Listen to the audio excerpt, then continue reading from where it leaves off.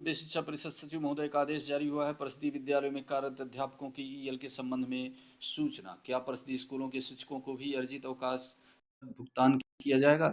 समस्त शिक्षक ध्यान से देखें।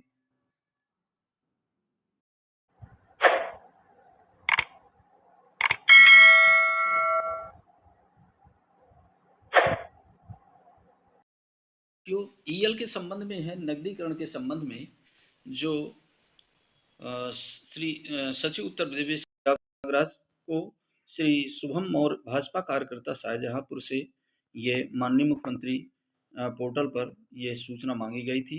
उस सूचना के संबंध में यह आपको निकल करके आया है। ईएल के उपभोग के संबंध में उपयुक्त विषयक अपने पत्र का संदर्भ ग्रहण करें, जिसमें आप द्वारा शिक्षकों को अवकाश नकदीकरण की सुविधा दिए जाने के संबंध में आग्रह किया गया है। अवगत कराना है कि स्थायी सरकारी कर्मचारियों को अर्जित अवकाश प्रदान किया जाता है, जिसके संबंध में मूल नियम 81(1) में निम्नोक्त प्रावधान किया गया है। प्रत्येक कैलेंडर वर्ष में 2 छमाही किस्तों में 31 दिन का अर्जित अवकाश अग्रिम रूप से जमा किया जाएगा। प्रत्येक कैलेंडर वर्ष की 1 जनवरी को 16 दिन का और 1 जुलाई को 15 दिन का अर्जित अवकाश जमा किया जाएगा। वर्ष की पहली छमाही की समाप्ति पर सरकारी सेवक के लेखे में जमा अर्जित अवकाश को अगली छमाही में इस शर्त के अधीन जोड़ दिया जाएगा कि इस प्रकार जोड़ा गया तथा अगली छमाही में जमा अवकाश 180 दिन की अधिकतम सीमा से अधिक न हो। अधिकतम सीमा 300 दिवस की है। उपरोक्त अवकाश शिक्षकों को दे नहीं होते, क्योंकि शिक्षकों द्वारा प्रत्येक वर्ष ग्रीष्मकालीन एवं शीतकालीन अवकाश अथवा अन्य इसी प्रकार के अवकाश का उपभोग किया जाता है।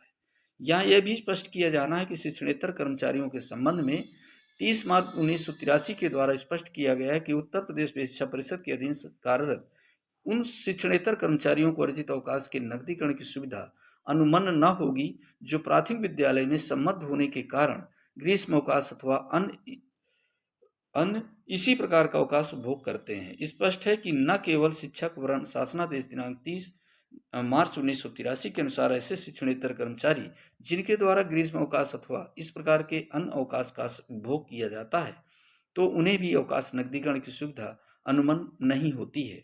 परिषदीय शिक्षकों को अवकाश नकदीकरण प्रदान करने के संबंध में संप्रति कोई प्राविधान नहीं है। श्री सुरेंद्र कुमार तिवारी, सचिव उत्तर प्रदेश शिक्षा परिषद, प्रयागराज। तो साथियों, आपने देख लिया है कि स्पष्ट हो गया होगा। जो यहाँ पर राज्य कर्मचारी हैं जिन्हें गर्मी यानी वर्ष में 2 छमाही के 31 दिन का अर्जित अवकाश दिया जाता है, और उन्हीं राज्य कर्मचारियों को 31 दिन का अर्जित अवकाश जो उनके पास 300 दिवस अधिकतम होते हैं, उन्हें नकदीकरण के रूप में विभाग देता है। यानी उन्हें वो कैश करा लेते हैं यदि अवकाश का उपभोग नहीं करते हैं ईएल का।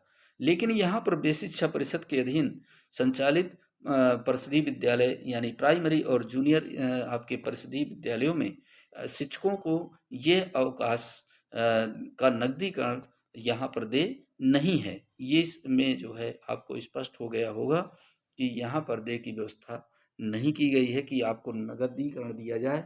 आप उन ईएल का उपयोग अपने अवकाश में कर सकते हैं। साथियों, इसी प्रकार के अपडेट्स इस चैनल के माध्यम से मिलती रहेगी। नई वीडियो साथ मिले, तब तक के लिए जय हिंद, जय भारत, वंदे मातरम।